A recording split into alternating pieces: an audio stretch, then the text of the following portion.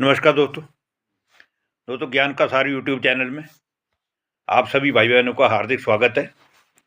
संत कबीरदास जी के दोहे, इस विषय के ऊपर हम चर्चा कर रहे हैं।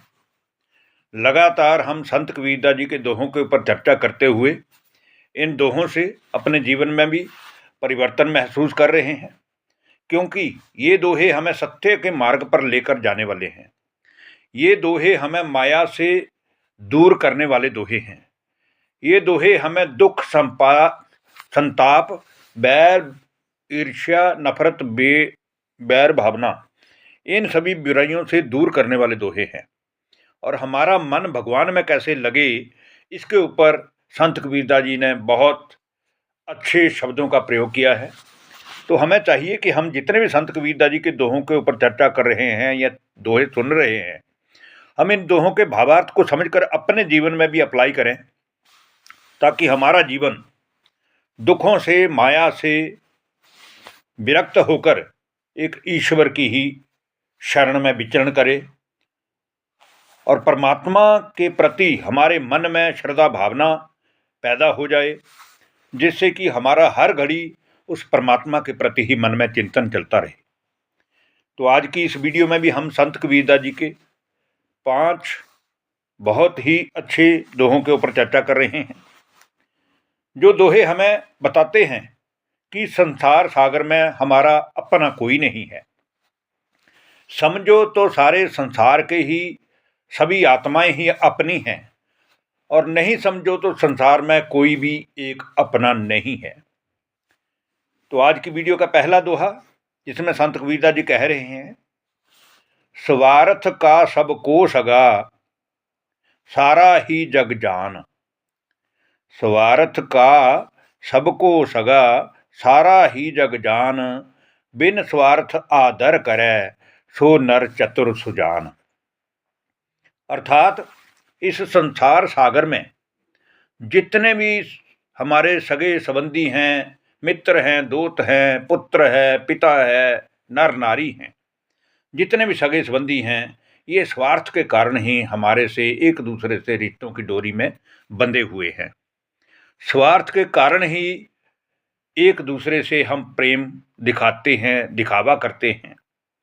किंतु जो प्राणी बिना किसी स्वार्थ के दूसरों का सम्मान करता है या अपने मन में किसी के प्रति नफरत, बैर भाव नहीं रखता है, या बिना किसी लोभ के दूसरे सभी प्राणियों का आदर करता है, सत्कार करता है, इज्जत करता है, बात में वही ज्ञानी कहलाने के लायक है। अब आज की वीडियो का दूसरा दोहा, जिसमें संत कबीरदास जी कह रहे हैं, ऐसे सांच ना मानई, तिल की देखो जोए। ऐसे सांच न मानई, तिल की देखो जोए। जारी बारी कोयला करे, जमता देखा सोए। अर्थात अगर आपको विश्वास नहीं है और ऐसे सत्य पर आप विश्वास करते हो, तो तिल की लकड़ी को ही देख लो, जिसे जलाकर और काट कर रख दिया जाता है, लेकिन उसके बावजूद भी वह कटी हुई लकड़ी भी अंकुरित हो जाती है, अर्थात दोबारा से उसका बीज पैदा हो जाता है। तात्पर्य ये है कि अज्ञान के अंधकार में पड़ा हुआ ये मनुष्य बार बार जन्म लेता है, बार बार दुख भोगता है और अपने सुखी होने का रास्ता नहीं ढूंढ पाता है। अब आज की वीडियो का तीसरा दोहा, जिसमें संत कबीरदास जी कह रहे हैं, कबीर माया डाकिनी, सब काहू को खाए।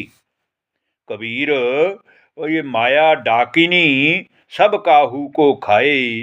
दांत उपारूं पापिनी, संतो नियर जाए। अर्थात संत कबीरदास जी कह रहे हैं कि माया डायन के समान है, माया डाकिनी के समान है, जो हर किसी को खाए जा रही है। अर्थात अज्ञानी लोग माया के वश में होकर अपने कल्याण का मार्ग भूल जाते हैं। यदि ये ही माया संतों के, साधु पुरुषों के निकट चली जाएगी, तो मैं इसके दांत उखाड़ लूंगा, ऐसा संत कबीरदास जी कह रहे हैं। माया को प्रताड़ित करते हुए कह रहे हैं इसलिए हमें कभी भी माया के वश में नहीं होना चाहिए। माया अर्थात काम, क्रोध, लोभ, मोह, अहंकार, ये जितने भी हमारी बुराइयां हैं, इन्हों का ही नाम माया है। पैसे का नाम माया नहीं है, पैसे का नाम संपत्ति है, लेकिन माया ये बुराइयां हैं। भावार्थ ये है कि ये माया संतों के निकट इसीलिए नहीं जाती क्योंकि संतों की लगन एक परमात्मा से ही लगी होती है। अब आज की वीडियो का चौथा दोहा, जिसमें संत कबीरदास जी कह रहे हैं, मया तरुवर त्रिविध का शोक दुख संताप। मया तरुवर त्रिविध का शोक दुख संताप, शीतलता सुपनय नहीं, फल फीका तन ताप। अर्थात ये त्रिगुणी माया 3 शाखाओं वाले महान वृक्ष के समान है, जो रोग, शोक और संताप के रूप में उत्पन्न होती है। 3 गुणी माया का मतलब है सत्वगुणी, रजोगुणी, तमोगुणी।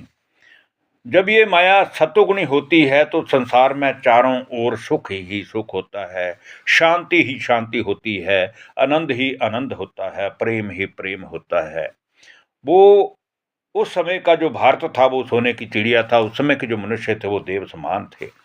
और राजसिक जो है वो द्वापर युग से लेकर जितने भी राजाएं हुए हैं, इन्होंने राजसिक सुख पाने के लिए जो कार्य किए हैं उसी के परिणाम स्वरूप ही इनके शौर्यों की गाथाओं का वर्णन है। और कलयुग अर्थात कला कलेशों भरा काला युग, ये है माया का युग। यहाँ पर काम, क्रोध, लोभ, मोह, अहंकार के वश में हुआ मानव अपने लिए कल्याण का मार्ग नहीं ढूंढ पाता है, और इसलिए इसकी छाया में शीतलता प्राप्त होने की कामना करना इन तीनों विकारों के वो महान मूर्खता है।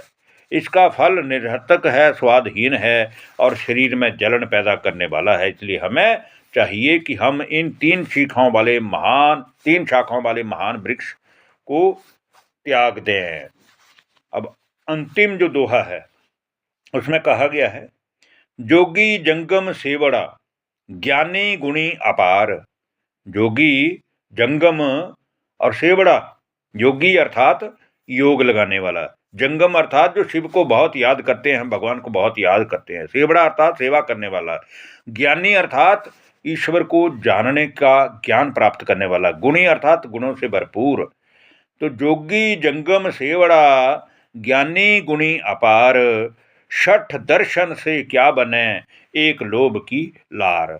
अर्थात हमारा योगी होने से, यति होने से, ज्ञानी होने से, विद्वान होने से अथवा 6 दर्शन के सभी लोगों द्वारा इस अकेले लोभ के ही चक्कर में पड़ जाने से क्या बनेगा। हमारा कोई भी जो स्वार्थ है वो हल नहीं होगा। क्या ये अपने जीवन के कल्याण का साधन कर पाएंगे? कदापि भी नहीं। जो मनुष्य लोभ के चक्रों में पड़े रहते हैं वो कभी भी अपने जीवन में कल्याण कर ही नहीं सकते, ऐसा संत कबीरदास जी कहते हैं। धन्यवाद, नमस्कार दोस्तों।